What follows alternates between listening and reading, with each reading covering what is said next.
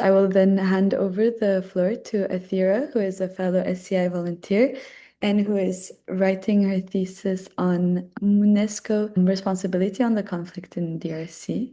So the floor is yours. I think we can skip to the next slide as well. Thank you. Hi everyone, I'm Atira Suresh and I'm a volunteer at VIA, and I'm here today to talk briefly on the history of violence in the Democratic Republic of Congo and to further discuss on the UN peacekeeping operation MONUSCO in the DRC, which was my area of focus for my master's thesis. I'm keeping it very short because if we go to the history of violence in the DRC, we could do a 2-hour session just to talk about the history. The history of violence is deeply rooted in colonial conquest, weak institutions post-independence, regional interventions, and conflict over resources and identity. The crisis in DRC stems from a series of post-colonial battles for power, which began after the country gained independence from Belgium in 1960. Decades of conflict have been fueled by ethnic tension, political rivalries, corruption, and fighting for control of valuable natural resources. Slavery and colonialization, first under the Belgian King of Leopold II and then under the Kingdom of Belgium, were characterized by barbaric violence, including mass abduction and murder, mutilations, extraction, and plundering of natural resources and other violations. The colonial power also practiced the divide and conquer tactics, which worsens deeply entrenched rift between communities and ethnic groups. These tensions persisted even after the independence from Belgium, which was in 1960. 800,000 people were slaughtered during the genocide in Rwanda, and the genocide was carried out by the Hutu-led pro-government militia, who targeted members of the Tutsi minority community and anyone who tried to protect them.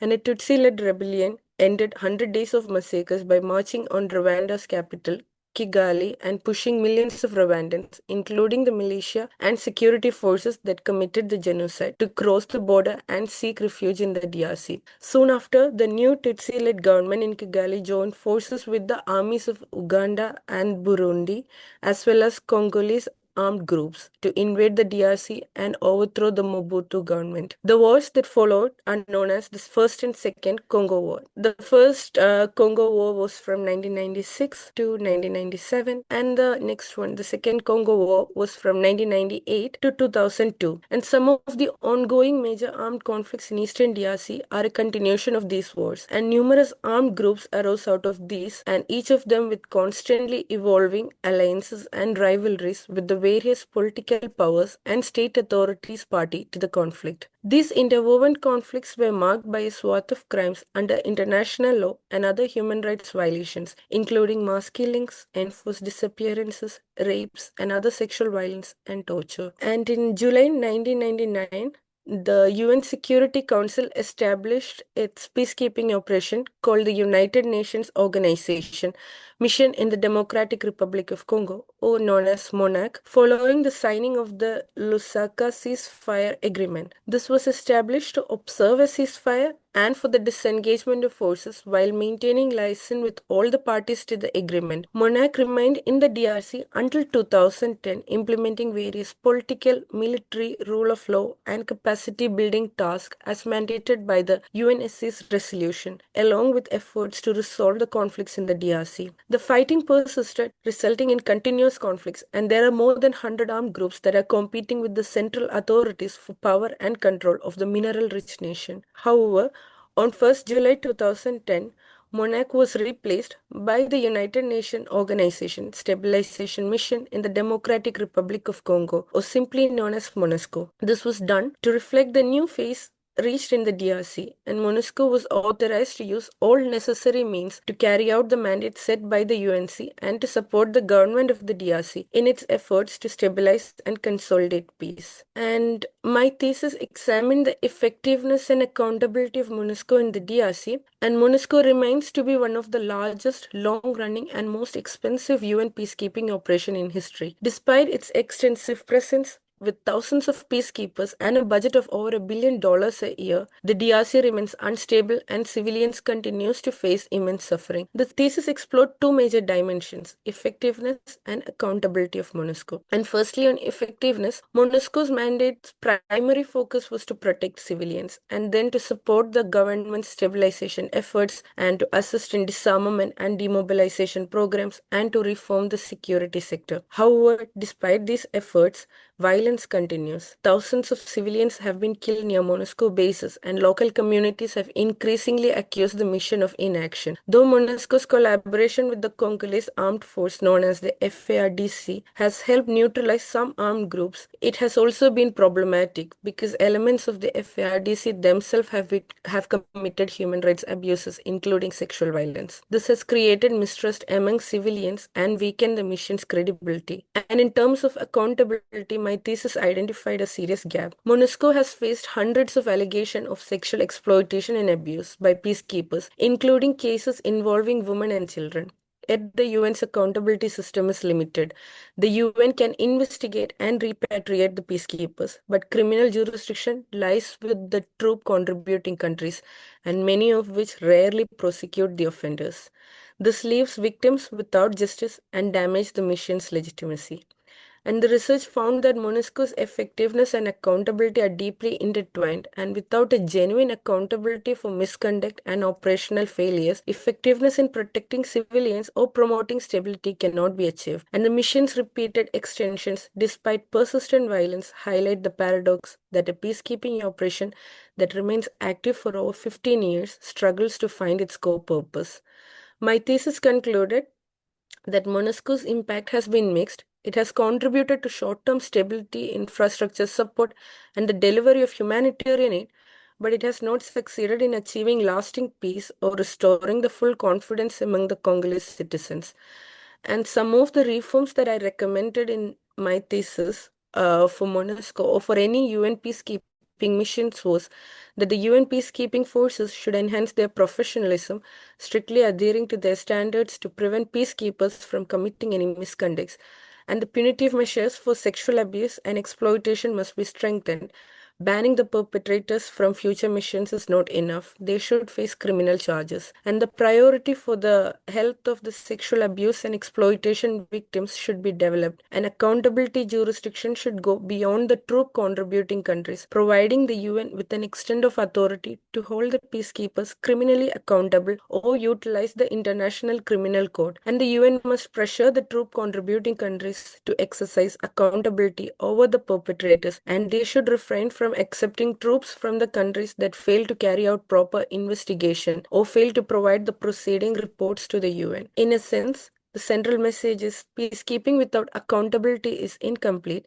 For the UN to maintain legitimacy, it must uphold not only the principle of peace and protection, but also the principles of justice and responsibility. And in conclusion, the violence in the DRC is not just a story of conflict, but a reflection of the global challenge of building sustainable peace in fragile states. Thank you, Athira. So now that we have heard on the context and history of the current genocide taking place, we will now hear from three activists from Congo: Kambale Musavuli, Mubalama Sarkho, and Pappy Orion. First, we will hear from Kambale Musavuli on the UNHCR's responsibility to recognize the genocide in Congo. Kambale is a human rights activist. He works as a student coordinator and national spokesperson for Friends of the Congo, as well as a researcher at the Center for Research on Congo Kinshasa. Kambale is extremely well spoken and charismatic. He advocates for human rights in Eastern DRC and notably calling on the international community to bring justice to Eastern DRC, specializing on the UNHCR and their report. So this is a topic that he will be talking about today. Then we have Mubalama Sarkho, who is a 23-year-old activist. She holds a position as a girls' empowerment officer in Congo and focuses on advocacy at refugee-led organizations. As a forcibly displaced person from Congo, she's educated with a diploma in public management. She's passionate about elevating girls' voices, driving meaningful change, and as a volunteer at PWC Africa, Protect Women and Children Africa. where she brings strong communication and problem-solving skills. Today, she will be talking about establishing a long-lasting peace in DRC Congo. Thank you so much, Mubalama, for joining us today. And then we will have Pappy Orion, who is a Congolese humanitarian independent filmmaker, author, and activist whose work has become a powerful voice for hope and transformation in the DRC. After fleeing his country at the age of 11 to escape forced recruitment into the armed forces, Pappy spent years surviving on the streets of Cape Town, South Africa. It was during this time that his vision grew stronger, a vision to one day return home and help rebuild his nation. He is now a founder of Focus Congo, an organization working on the front lines to restore dignity and opportunity through education, healthcare, and empowerment. His projects include a village for women survivors of sexual violence, a training center, and a community clinic, all rooted in the belief that even in the darkest places, hope can grow again. Through his storytelling, filmmaking, and activism, Pappy gives a voice to those too often forgotten in the challenges of the world, to see Congo not only for its suffering, but for its strength, resilience, and humanity. And today, Pappy will be talking about ending the humanitarian emergency in Eastern DRC. So I will leave the floor to Kambale Musavuli, who will talk about the need for recognition of the genocide by the UNHCR and the international community for DRC. Thank you for creating a platform for Congolese to be able to share their story. And a lot of thoughts came into my mind. We do the speaking engagements, we come with a plan, and something happens. So you're like, okay, should I speak up or should I stay? And the reason I'm saying this is we forget that Congolese people are human beings. We forget that Congolese are, in some estimate, 120 million people. These 120 million people are in a land the size of Western Europe. Some numbers says that we have 250 ethnic groups, others says 400. So we know it's over 200. And I was born and raised in Kinshasa. My family is from the North Kivu province. I remember what I was doing as a young man, 10-year-old. I left the Congo when I was 17, so around 10 and others. I'll give you what the Congo I know or I knew was like. I was not the best at football. When I say football, I mean soccer. But we played football in the streets. At night, if we had light out, we'll be looking at the stars. And we'll come around the circle as friends, and we told each other stories. Right? I was really good at that. Where, somebody would come up with an exotic story that I heard from the family members. So riding all of us in a circle, we're sharing each other's stories. And the more we did that, the story improved. At school, I was in the theater team. There was a group similar to the US version of Jeopardy. We called it Génies en Herbe. I was part of that. I studied Latin. I wanted to become a lawyer when I graduated high school. I was very active in church. I was an altar boy. I was in the choir. So at school, I was in a group called Bilenge Amwinda. So I can go on. I'm sharing this story to put a picture that every single Congolese had a life, had a discourse of life that was taken away for now 29 years. Next year is going to be 30 years. And in the process of changing that, they changed the narrative. They changed the narrative of what the conflict is really about. As long as they shift the narrative for people not to understand that if we really do not understand why millions of Congolese, the lowest estimate is 6 million, the highest estimate I heard is 20 million.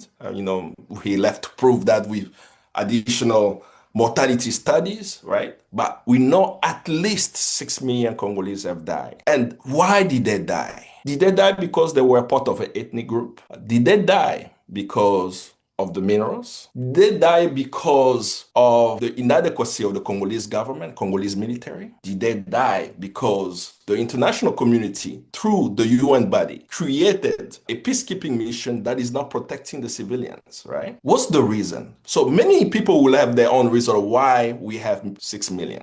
But we cannot forget that the 200 ethnic groups in the Congo are victims of a genocide imposed on them, and it's not the first time that this genocide took place before the Holocaust, From 1884 to 1908, when Congo was in the hands of King Leopold, an estimated 10 to 15 million Congolese died. And there were narratives, right? What was the narrative back then? King Leopold stated that the reason he's in the Congo is because of the Arab slave trade. That he's coming with a humanitarian support work to save the Congolese for being slaves. And the narrative was believed for a while. These savages are enslaving each other. Let's get this king of Belgium with his mighty wealth himself and his agents to come. But at the time this was happening, guess what? Tons and tons of rubber was taken out of Congo for the first industrial revolution. And the industrial revolution was the tires of the car, right? The rubber was needed for that. Fast forward to now. No matter what people say, they will share with you that there is an ethnic element to the conflict, right? Which is the same distraction as King Leopold. King Leopold distracted people that there was an Arab slave trade taking place. This is why we have to intervene. The president of Rwanda today and the Western press, in cahoots with all the powerful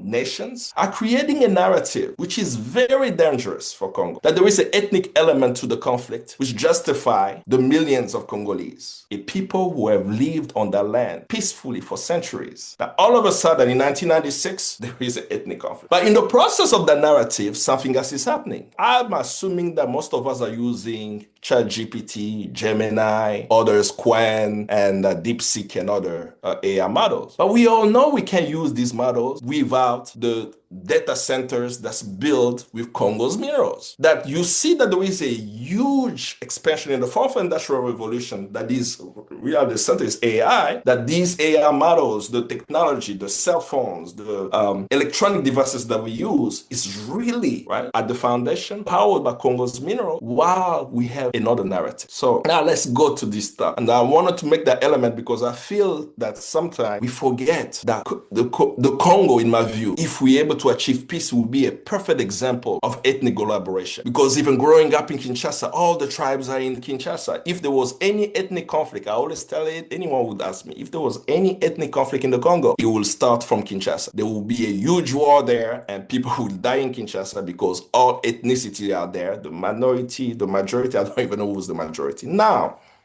why our work at the Center for Research on the Congo is focused on making sure that the genocide is recognized. We have to give it up to people of goodwill who, with all the noise around the world, they never stop organizing. In the mid-2000s, UN peacekeepers came across 5 mass graves in the eastern part of Congo. And when they came up with this mass grave, they felt, right? And they sent a message to the General Secretary at the moment, who was an African man from Ghana, Kofi Annan, that we found these mass graves. So it was a very strong reminder to the UN that around 2005, right? We're now in 2025, around 2005, they're still finding mass graves in DRC. And this hasn't stopped. From 2005 to now, there are still every year more and more mass graves in DRC. So they said that we need to do a study to find out, at least to document the killings in the Congo, so that one day when there is a chance for justice, those justice seekers will have a legal document that could use. So they organized what they call the UN Mapping Exercise Report. It was composed of Congolese, international experts. Few African governments were contacted to let them know this was ongoing. Angola was contacted, Rwanda, Uganda were contacted, letting them know this exercise is taking place, to allow them to provide comments to this report as well. And they went around the Congo by focusing on a very particular time period, from 1993 to 2003. 1993, why? Because at that time, there was not yet a conflict, the conflict that we are discussing on the genocide in DRC.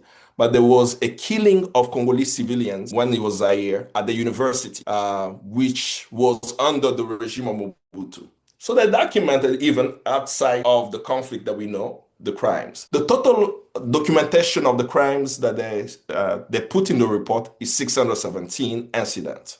Not that that's all that took place, right? But the context is that this report documented the most serious violation of human rights and international humanitarian law.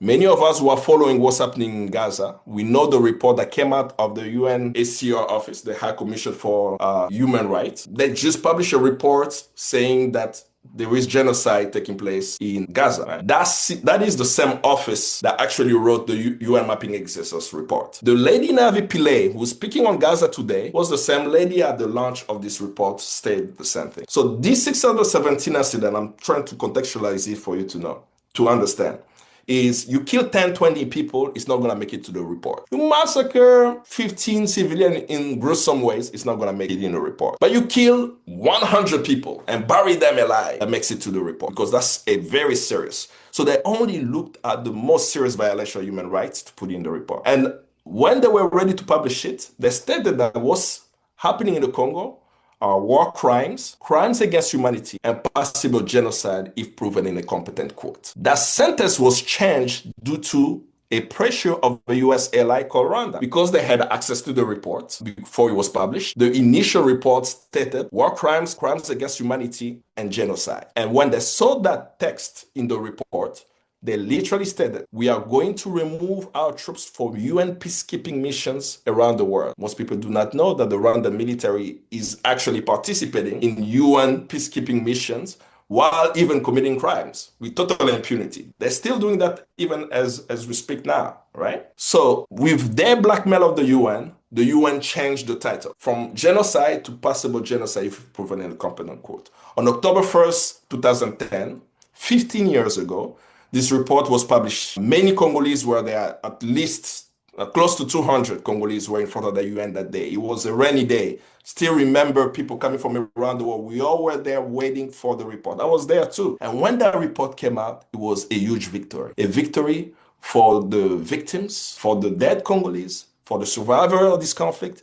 for all justice seekers, because the story of the Congo was kept a way for the world not to see. So this was our victory. But the caveat of possible genocide, if proven in a competent court, states that there need to be a court created. And since 2010 to now 2025, 15 years later, that tribunal doesn't exist. The list of the perpetrator of the violence documented in the report exists. It's not a public list. It's a list that's a confidential annex that is still sitting in the UN High Commission for Human Rights Office in Geneva, pending the creation of the tribunal. So speaking to those who worked on the report, speaking to even organizations who fought for this report, said that it is very critical for us, for Congolese, for anyone supporting the Congolese to do everything in their power to make sure that there is a tribunal.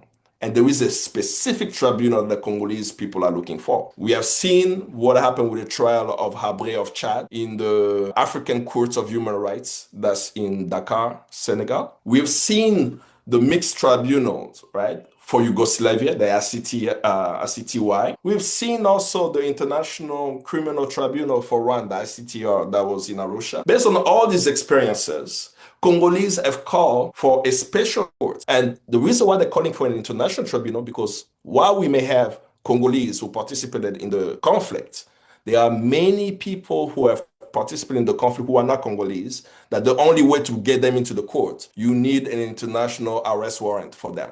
And that will give them jurisdiction to bring them to the DRC.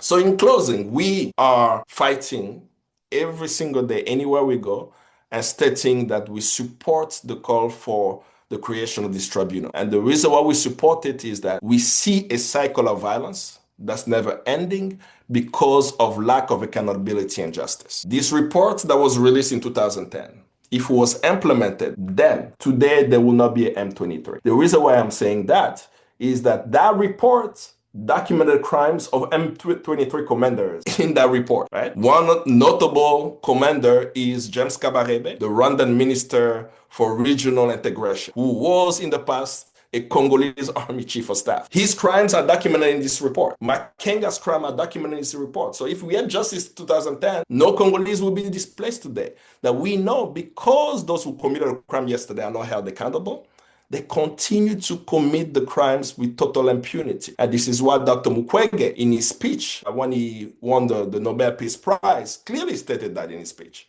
that it is time for accountability. It is time to implement the recommendation of the UN mapping exercise. I think I will end there. There is much more to share. I want to thank everyone who's organized this, providing Congolese with a platform to speak. I look forward to everyone remaining engaged until Congo is free. It is not easy, but it is very hopeful. Every day when we see more and more people joining the struggle for Congo, saying that there is genocide and it must end.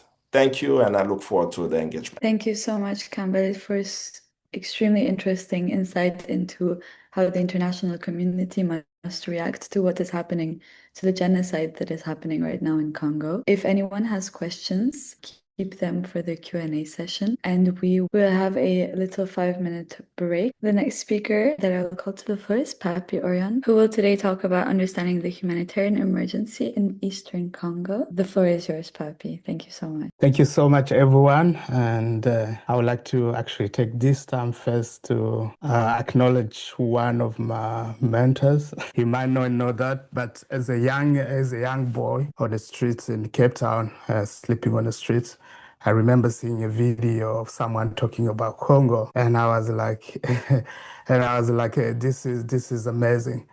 And this was Brother Kambale, and so he encouraged me to actually. Well, I was there on the street dreaming, and one day wanting to go home, and not knowing how I would be able to make it to Congo. I was always having this message in my head that we are worth it. We are going to be the change, and through us, the country, our Congo is going to change. And so, I'm here today because you have planted a seed, and I'm actually very, very grateful. Thank you for the guys that have organized this to put us together. And thanks to everyone who's here. It really means a lot because, as you know, this is called a silent genocide, and it is for a reason, because not many people are speaking about it, or even, I will not say that people don't know about what is happening, but I will say that people choose to ignore what is happening in Congo. I will start by saying 2020 and 22, I remember traveling to Ukraine when the war started in Ukraine. I was there, I was covering, I was a cameraman, but I remember being there, and I was on the border of Romania and Ukraine, people flocking into Ukraine, organizations, people flying, like when they heard something was happening in Ukraine, all of them wanting to help the people of Ukraine. People really felt like they were human, like that are suffering. And at some point, the Ukrainian people were like turning them around. We don't need this. It's too much for us. We have too much. Then the same week, I remember flying to Congo.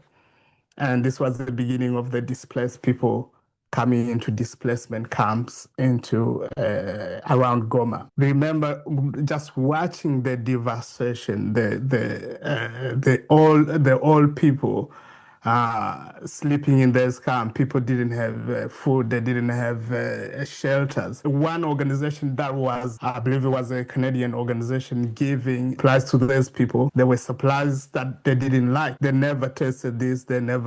So they were busy throwing this away because they said that it was giving them a diarrhea. And so what I did is I went and bought some supplies with what I had, and I started distributing. And when I went into the camp and started giving to those families, to the people, you know what the response was? It was like, we are praying. We are praying for God to give you guys more, because you are giving us at least what we can eat. From that context, I think you understand a little bit of what is happening. If we look at what is happening in Congo now, we can say is actually one of the most, if not the most, devastating and yet overlooked humanitarian crisis. One of the largest internally displacement of the history. From the beginning of 2025, we had about 7.5 million displaced people. And when the takeover of Goma happened, you had that 7.5 million added to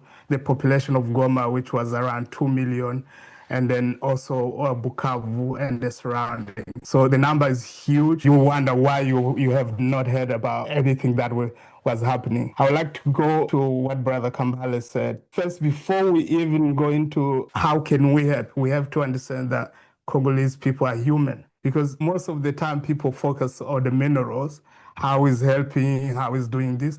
But if you understand that the humans are behind all of that, I think you better help the Congolese people. And that's why I'm going actually out of everything that I prepare and actually focus on human stories and how it's affecting the Congolese people today. And I think you allow me to do that. I think Brother Kambale has already shared the contents. I would just really share human stories. I think that is very, very important. And I think the first factor that we are looking at today, when it comes to displacements and humanitarian needs in Congo, you have a lot of hunger and malnutrition. There's not so many organizations or even help that is coming from government. You will see today, those who are occupying this region will tell you that people are doing well. There's nothing bad is happening on this side. To be honest, people are suffering. There is hunger. Yesterday, we came across this young kid, around 9 years old. And when you see how many kilos this kid was wearing, you will be really devastated. I was in tears, because I know this is just one kid, and there is thousands of children like that. Among the 7.5 million displaced people that were in camps in Goma, 40% of those were children. 40%. 40% of 7.5 million people were children living in this camp.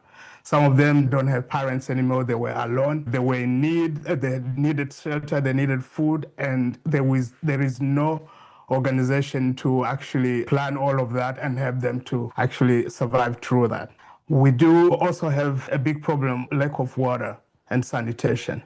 And that is leading to big problem, hygiene problem. And we have, with women, what we have been experiencing, a lot of sicknesses that they're having is connected to lack of proper hygiene. And then, of course, I mentioned the shelter and basic items. Families live in makeshift shelter without bedding. There's no cooking tool, also no hygiene supplies. Then we have the protection of safety. In this camp, you have millions of people that were there. And some of these, you don't know who came from, where they came. We have cases where 12-year-olds were being taken and raped because there was no protection. No one cared for these people. Then I remember in May last year, we were about to actually go to one of the camp called Mugunga. And 5 minutes before that, I remember one of my staff calling me and telling me that they've just dropped a bomb inside one of the camps.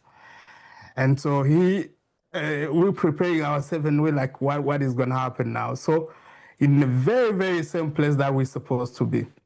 I remember telling the staff, okay, some of us will go there and see what is happening. We got there and what we saw was incredibly saddening. These rebels, they dropped the bomb inside these camps without any consideration to children might be living there or people might be living there. And we got there, all we saw was pieces of people all over the place. That day we lost around 45 children and 45 people, and most of those people were children.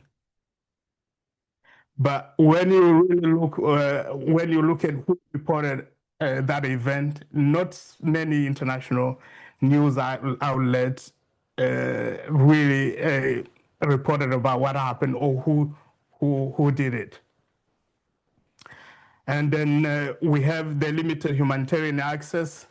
Right now, as we speak, rebels have just announced that to be able to go to Goma or Bukavu, all the areas occupied by these rebels, you have to apply for the visa. You can no longer go in if you applied for the Congolese visa. And that is very troubling. But where do you, as a humanitarian wanting to go and help, where do you apply for visa? Who do you talk to? And how do you? That shows another troubling fact to show that these rebels are running a parallel government at the same time as a Congolese government. So the humanitarian help that is there right now is actually not also well coordinated. We don't know who's receiving where or where is it going. And so Congolese-led organization, young people have decided they want to be there to help their own people. And you have, I've seen a lot of young people, just like our sister Grace, that are on the ground themselves, and they've said, we are Congolese, no matter what is happening, we're gonna try and see what we can to be able to help our people. But it is a problem because many of these people, many of the areas are occupied by the rebels, and to be able to access those rebels, like the area of Masisi, Kichanga, Ruchuru, is not easy. There is, for example, massacres happening there. If you are caught there as a humanitarian, you might disappear, and you will not know. The rest of the team will never know where they have taken you. We are, as our organization, Focus Congo, we have been delivering water to one of the areas called Kibumba. And Kibumba is about 25 kilometers from Goma. And there's around 100,000 people living there. And all of these people don't have clean water. So we have been able to, we bought a water tanker. And we go there twice a week to deliver water. But it's really challenging. Sometimes we get there, and the ones who are controlling the area will tell us, okay, this is where you're going to take the water today, or today you're not going to this area, and for a week or so the people there will not have clean water. So they're always hoping for the rain to come for them to be able to get clean water. We also have one of the biggest challenges is sexual violence. Some of you might know that sexual violence is used as a weapon of war in Eastern Congo. And I must say that ever since the rebels took Bukavu and Goma, sexual violence has become rampant. When you look at numbers, is much more than we had before these cities were taken. Right now, I think about every 48 seconds there is a case of rape, and most of these cases you have 12 years old. Few weeks ago we found a 5-year-old who has been sexually assaulted by armed men. I cannot really disclose who's committing these atrocities, but I think you might have the point.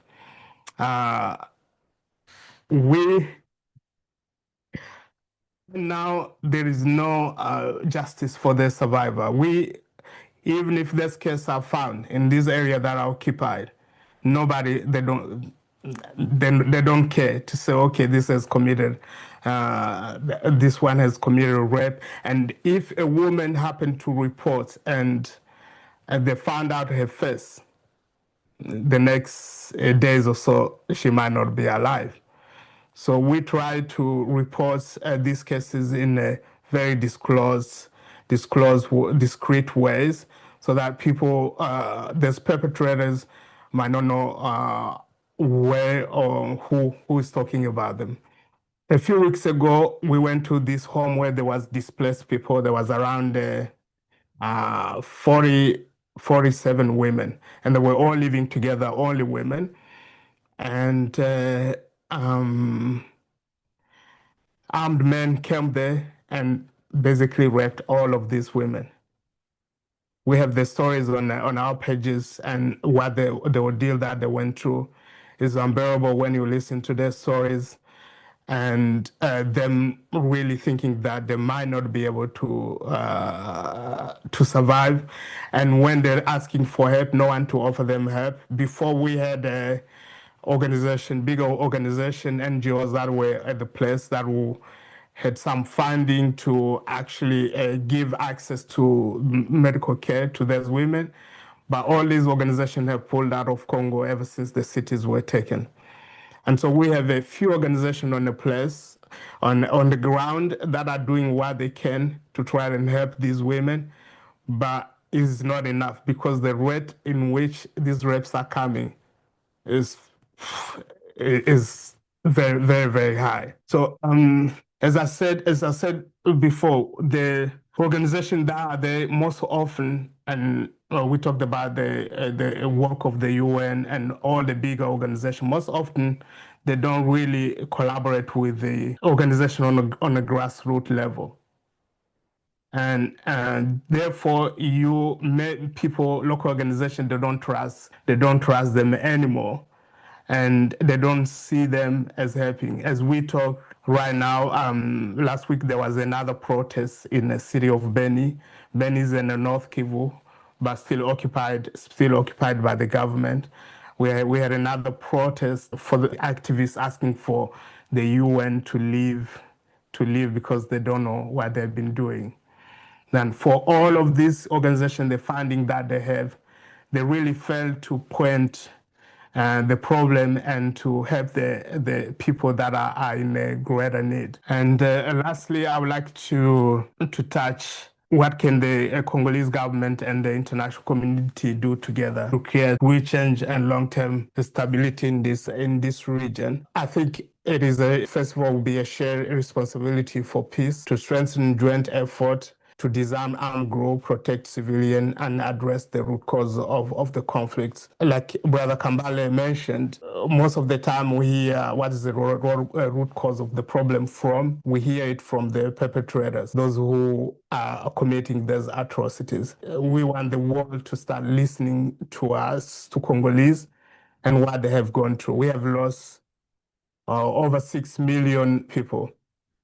And a country which is arming rebels, it talks about this is an ethnic conflict that Congolese people are trying to eliminate the Tutsis. Now, when you look at the numbers of 6 million people that we have lost since the beginning of this conflict, and this is the only recorded number by the UN. But when you look at numbers, basically more than 10 million people that we have lost.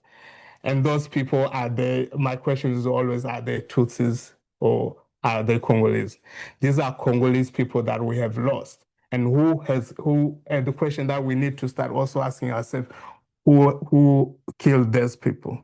I was in a meeting last month in Germany, and a lady who's heading a newspaper, she came to me and she told me, "Oh, you are from Congo?" And I told her yes. She told me she was writing an article about what is happening in Congo. And I was like, "What exactly are you writing on?" She told me on the genocide of the Tutsi in Congo. I was shocked to really see her coming proudly to me and telling me that she was writing on the genocide of the Tutsi. And of course, this is a narrative that the world is running with, because it's a narrative that Rwanda has given to them. So this is what is happening. I think the world need to start listening to Congo. And when you see an article like this, you really need to kind of question or ask the Congolese, do you know about this? What is happening? Because this narrative now has gone, this article went to thousands of people. And all of these people are carrying in their head that Congolese people have been committing genocide against the Tutsi. And when it comes to humanitarian work, Congolese organizations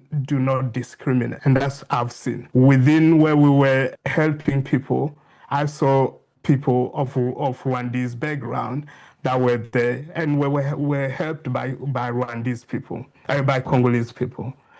If they were from which tribe, just like Brother Kambale said, more than 200 tribes that we have in Congo. Why don't these tribes fight against each other? So that is another question that we have to ask ourselves. But going back to the biggest problem that we have now, calling up on, and what I always say, it is important that us as Congolese, if there's any Congolese here in this forum, it is the time for us to wake up and to engage, because what is happening right now in Congo is not going to be solved by the international outside sources, but it's going to be solved by us as Congolese, with, of course, the friends of Congo that are here.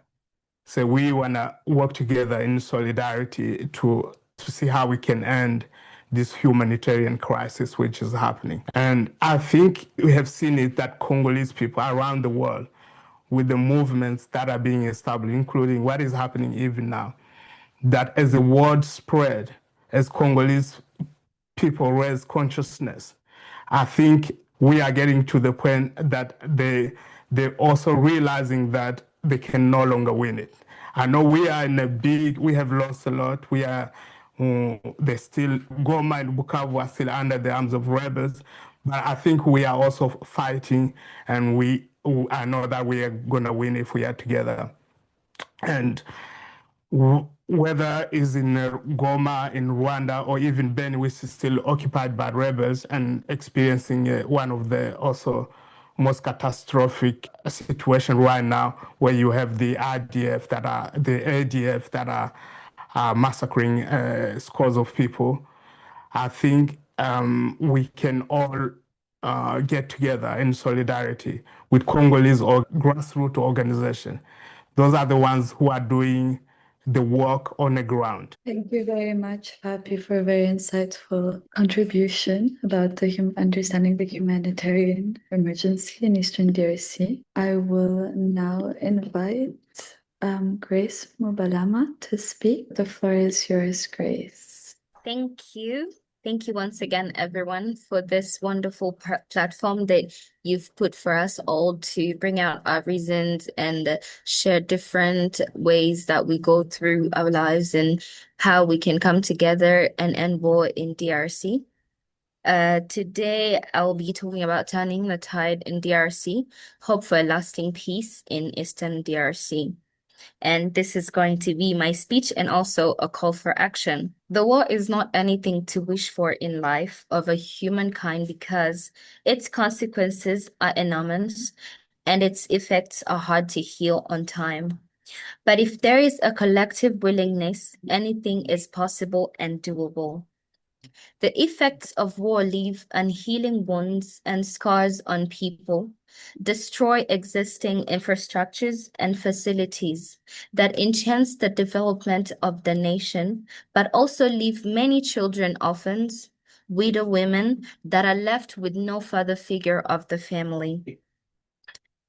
The effect of war that affect the Democratic Republic of Congo for almost 3 decades are enormous, and peace builders, activists, we truly believe and remain pessimistic that a lasting peace in the Eastern DRC is possible and doable. If there is a collective willingness of Congolese people accompanied by the support from the international community and donor organizations. However, with the cut of funds of US aid in mostly African countries has a visible negative impact, and this is, in our perspective, will also affect efforts being done to reach out our goals of attaining the lasting peace in the DRC. Other humanitarian actors are urged to come on board and assist in this collective dream to reach a lasting peace which is possible and doable. The war in the Eastern DRC is at the moment is the field of endless wars and mushroom of limited groups that caused many atrocities to innocent civilians, and this could not allow the development of the country as whole and its people.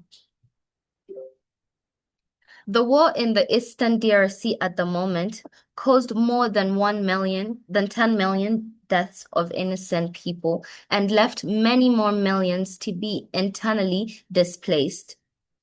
As the result, we continue to see atrocities committed to innocent civilians but all people are tired of this endless crisis. The side effects of these wars are countless, but among them, destruction of schools, health facilities, but also the aligning almost non-existing infrastructures which remain beyond repair. In addition to this, children are often caught in between these conflicts, and others resort to join the milits group as a way to save their lives.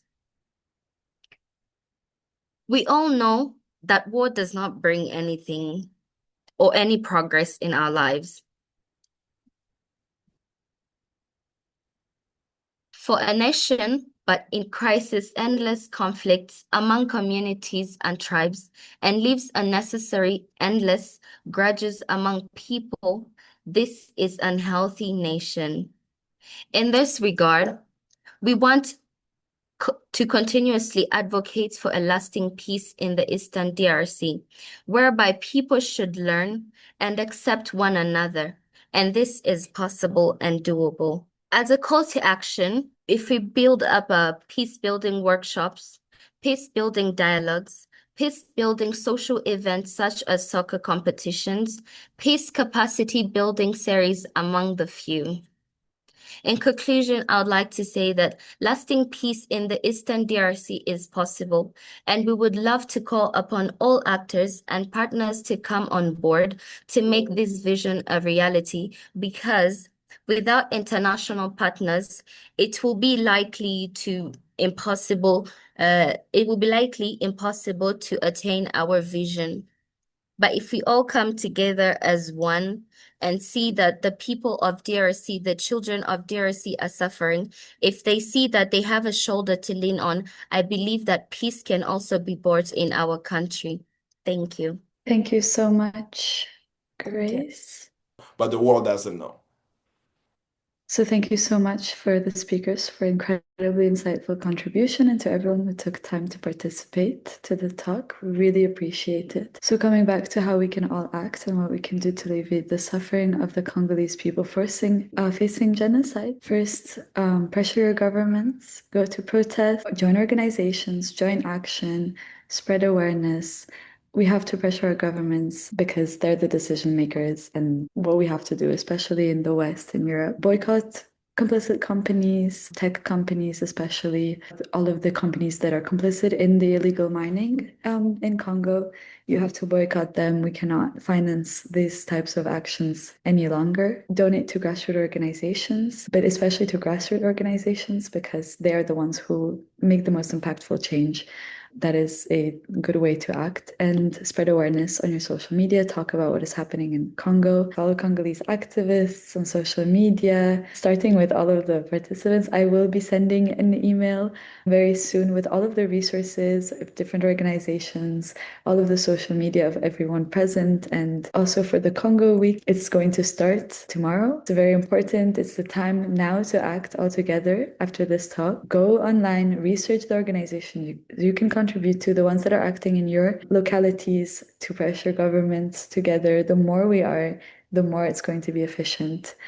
But yeah, we will be sending a follow-up email with all of the resources very soon. And again, thank you very much. We really hope to see you act for Congo and to bring justice to Congo. Also, if you are interested in attending more talks against war, we usually have one per month, but that all will be in the follow-up email. And yes, let's all act together. If anyone has any closing remarks that they would like to share, feel free, but we have a mere 5 minutes left. So thank you very much again. So thank you everyone. I saw Sister Mimi, who's an activist also, and has been doing quite a lot in the diaspora. And so thanks to her work and supporting the people on the ground as well. So, and I just want to take the opportunity to thank everyone. Again, I'll go back to my brother Kambale.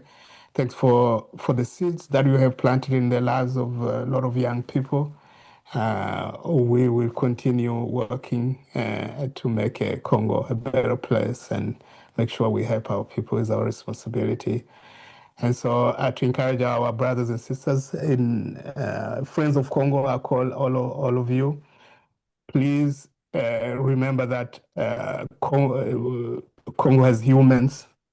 And as you look at humans, you understand the struggle that we have been going through these whole years. And I believe that we can only win this battle if we work together. And yeah. Thank you. I'm looking forward to connecting with all of you. I'm humbled to continue to see people every day engaging. I think as Congolese, sometimes it feels heavy. You wonder who's listening, who's paying attention. The more we see people standing up, it gives us that energy where we say, you know what? It does matter. We have to keep on the fight. So this is an inspiration to continue to see people standing up for Congo. And I look forward to seeing all of you participating in Congo Week. And until a free Congo, we'll continue to fight. Beautiful. Thank you very much. I will not be taking any more of your time this weekend. Again, thank you for everyone, and let's all fight for free Congo.